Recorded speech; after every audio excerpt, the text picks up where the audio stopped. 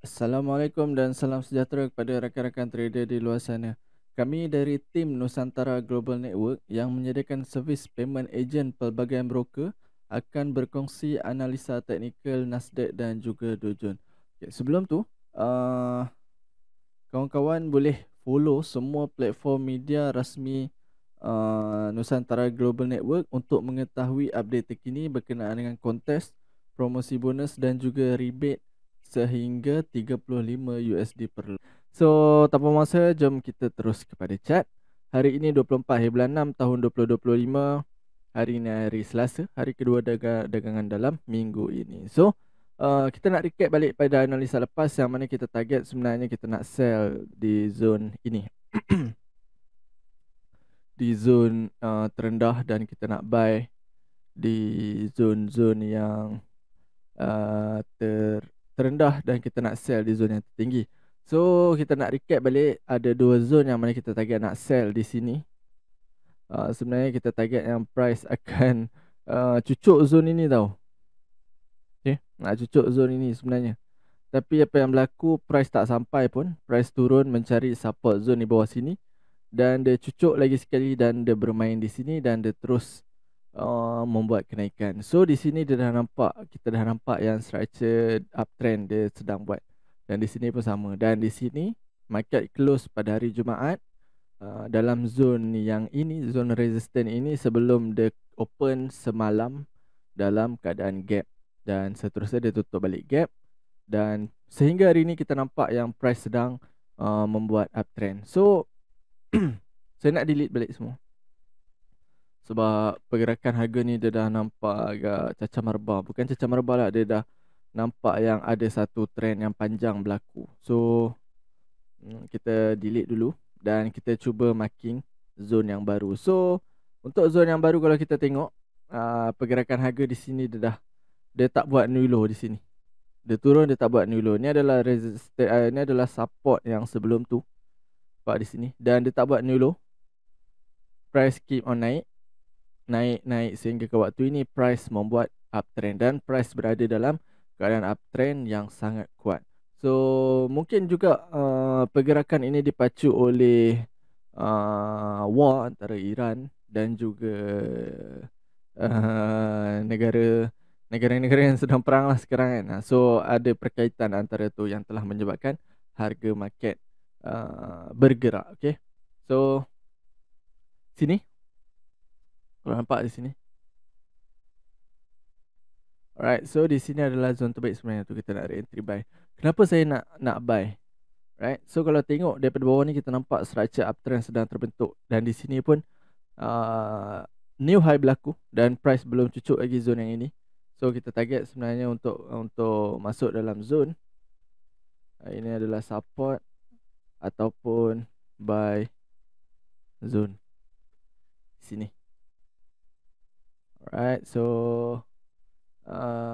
get ready untuk buy di zone yang ini. Okay, so get ready untuk buy. Kita tunggu untuk price masuk dalam zone. Sebab apa kita nak buy? Sebab dia dah break resistance yang ini. Dan sekarang price sedang membuat retracement. Sebenarnya kalau nak entry sekarang boleh tahu, tapi dah agak high risk sebab kemungkinan besar dia nak turun sampai bawah ni tu ada. So lebih baik ataupun lebih safe, lebih selamat adalah tunggu entry di dalam kawasan ini. Di sini. So kita tunggu buy. Kalau nak layer boleh layer dalam zone. Pastikan korang pecahkan korang punya entry lot tu. Layer setiap 5 ataupun 3 pips, maksimum 10 pip lah, start 10 pip. So 10 pip tu besar. Tapi kalau nak cantik start 5 pip ataupun 3 pip korang layer lot kecil-kecil di dalam zone. Dan make sure korang ada plan untuk stop loss di mana ataupun korang terpaksa cut loss di mana. Itu yang korang kena plan. Once price masuk dalam zone, korang kena keep on monitor untuk tengok price nak pergi ke mana. Selalunya kalau korang buka time frame lebih kecil macam time frame M1, M5 ataupun M15, korang nampak structure tu lebih awal daripada time frame yang lebih besar. At least macam 1 jam ke atas, 4 jam. So macam mana nak monitor tu depends on macam mana korang punya strategi. Cumanya korang kena ada plan untuk keluar daripada market bila price tak follow kita punya direction. Okay. So seterusnya kita nak tengok di US30.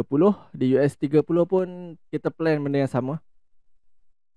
Kita plan benda yang sama. Kita nak sell di kawasan breakout. Ni adalah support dan the breakout, dan support ni dia dah jadi resistant. Price di sini dia buat profit dah. Dia cucuk.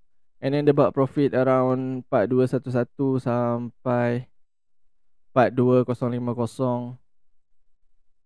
So lebih kurang dalam 50 pip price turun sebelum price naik semula ke atas. Dan di sini price breakout. Di sini nampak price breakout.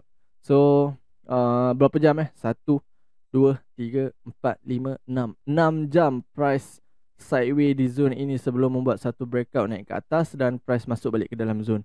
So hati-hati jika nampak macam ni. So sebab tu saya kata korang kena ada plan di mana zone untuk nak letak stop loss, zone ataupun nak cut loss. Sebab kita takut ini. Sebab ini once the breakout 42176, 42436, kenaikan ni almost 300 pip. So kalau saya tak pastilah kalau akaun korang boleh bertahan sebanyak 300 pip kan. So if strategi korang mampu bertahan, so it's okay. Tapi floating 100 pip tu pun rasanya dah cukup banyak dah. Sebab tu saya kata kena ada plan di mana nak letak stop loss. Biasanya saya akan letak di luar zone lah. Itu je. Okay. Dan untuk hari ini kita nampak dia dah cacah marbah di sini.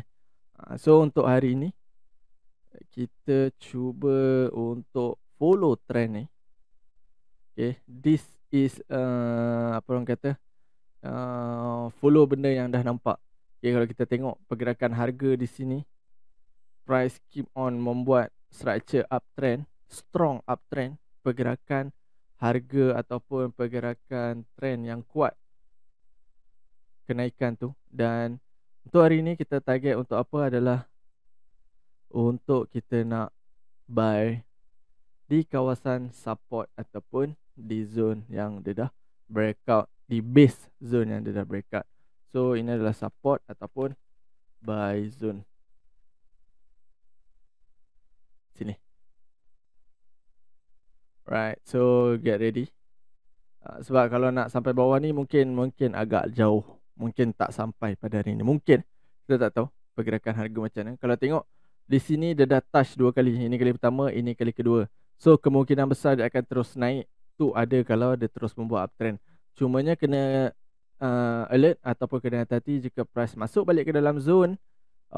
Kena follow, kena tengok pergerakan harga tu. Kena keep on monitor. Adakah dia akan breakout ataupun dia sekadar untuk ambil balik order-order yang ada di sini. So kena hati-hati lah yang tu.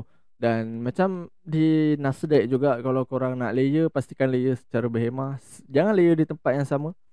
Layer di tempat yang berlainan setiap 3 ataupun 5 pips. Depends on macam mana korang punya strategi. Okay.